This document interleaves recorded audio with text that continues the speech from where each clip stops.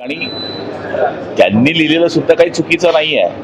अगोदर त्यांनी ते पुस्तक वाचलेलंच नसेल आणि कोणीतरी चुकीची माहिती त्यांना दिली असेल, त्या अर्थाने त्यांनी हे फिरकवलेलं आहे. आणि मला तरी असं वाटतं की हे नाठाळ काम आहे, असं करणं योग्य नाही आहे. संबंधित नर्सेसवर कारवाईची मागणी आता केली जाते. करायलाच पाहिजे.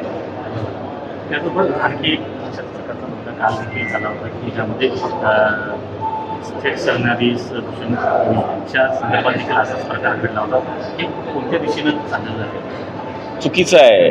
ज्या ठिकाणी आपण घटनेला मानतो, घटनेचा विषय करतो, तर घटनेमध्ये सर्वोच्च ते पद आहे आजच्या पोझिशनमध्ये की देशाचा सरन्यायाधीश, त्याच्या अंगावर चप्पल फिरकवणे.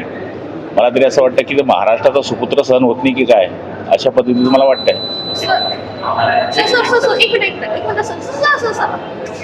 उद्या सुप्रीम कोर्टामध्ये मनुष्यबळा संदर्भात सुनावणी होणार आहे. मला काय वाटतं, एकूणच काय निर्णय अपेक्षित आहे?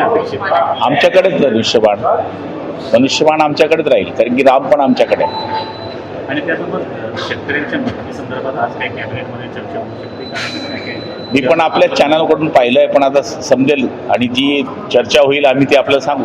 सर, नैतिकतेच्या संदर्भात टीका करण्यात आलेली आहे ठाकरे गटाकडून की नैतिकता करून सत्तेच्या हवेत असलेल्या एकनाथ शिंदे यांचं विमान सर्वोच्च न्यायालयात जमिनीत पाडलं. नाही, आता तुम्ही पाहिलं ना की या ठिकाणी तुतारी कुठे गेली आणि मशाल कुठे गेली. बिना रॉकेलची मशाल होती, त्यामुळे ती खाली गेली. आमचा धनुष्यबाण बरोबर चालला. त्यामुळे त्यांनी आता बोलण्याशिवाय दुसरं काही त्यांच्याकडे शिल्लकच राहिलं नाही आहे.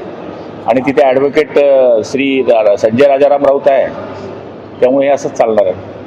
सर, दुसरा असा प्रश्न आहे, प्रताप सर नाही असं म्हणताय की मीरा भाईंदर इथे हिंदी भाषिक जास्त आहेत, त्याच्यामुळे मराठी आमदार जरी असलो तरी गरजेनुसार मी तिकडे हिंदीच बोलणार आणि हिंदी बोलणं काय बायस निघत नाही. प्रत्येकाचं व्यक्ती स्वातंत्र्य आहे, पण मला तरी असं वाटतं की पहिले आपल्या भाषेचा अभिमान प्रत्येकाला असला पाहिजे. कोणी इंग्रजी बोलेल, कोणी तेलुगू बोलेल, कोणी बाई बोलतो, त्याचा व्यक्तिगत विषय आहे. पण ज्या राज्यामध्ये आपण राहतो त्या राज्याच्या भाषेचा सगळ्यांना अभिमान असला पाहिजे. एक महाराष्ट्र शासनाचा उर्दू भाषेसंदर्भात कार्यक्रम झाला, त्यामध्ये नवाब म्हणाले की आता महाराष्ट्रातील शाळामध्ये देखील उर्दू शिकवायला पाहिजे. प्रत्येकाचे विचार आहे. आता नवाब मलिक आता उर्दू सांगतील, उद्या तेलुगू सांगतील, हा त्यांचा विषय आहे. पण आता मराठी हा सगळ्यात पहिला विषय आहे.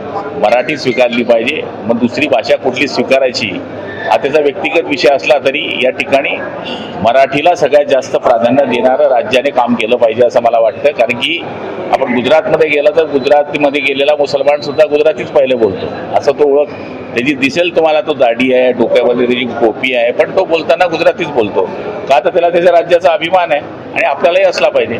सर, दुसरीकडे आणखी आता कुठल्या मित्राची गरज नाही, राज ठाकरे यांच्यावरून त्यांनी टीका केलेली आहे.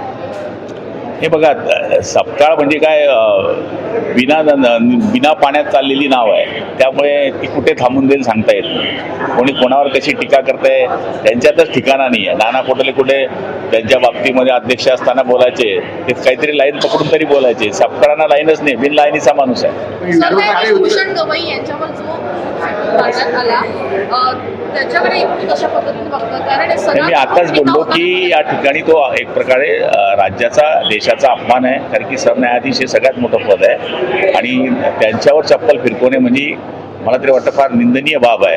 आणि मला तर असं वाटतं की महाराष्ट्रीयन माणसावर चप्पल फिरकवणं म्हणजे चुकीचं आहे. सरन्यायाधीश हे पुऱ्या देशाचे आहेत, पण पहिले म्हणजे आमच्या राज्याचे आहेत. त्यामुळे मला फार वाईट वाटलं की अशी बाब व्हायला नको. राज्यातल्या ITI मध्ये वैदिक संस्कार ज्युनियर असिस्टंट आता माझ्याकडे नाही. मुंबईतील कस्तुरबा रुग्णालयामध्ये एक धक्कादायक प्रकार झालेला आहे. जे रिटायर होणार होते त्यांनी प्रबोधनकारांचं पुस्तक खरं तर त्या ठिकाणी नेण्याचा प्रयत्न केला, पण तिथे उपस्थित असलेल्या काही लोकांनी ते पुस्तक घेऊन त्यांच्याच अंगावर दिलं टाकून आणि सांगितलं की ह्याच्यामध्ये देवांचा अपमान करण्यात आलेला आहे. प्रबोधनकारांसाठी पुस्तकं निवृत्तीच्या निमित्तानं दिली गेली होती, परंतु काही नर्सेस जे आहेत त्यांना ते पुस्तक आवडलं, त्यामध्ये म्हणतात की देवाचा अपमान झाला, त्यामुळे त्याच्या अंगावर झटकट गेली. प्रबोधनकारांची ही चुकीची बाब आहे. प्रबोधनकारांनी आपल्याला माहिती आहे की त्या काळामध्ये सुद्धा जे देशाला आणि जगाला आणि माणसाला जे मार्गदर्शन केलेलं आहे त्याचा एक प्रकारचा अपमान आहे. त्यांनी या गोष्टीचा विचारच केला होता. ते कुठल्याही देवाच्या विरोधात नव्हते.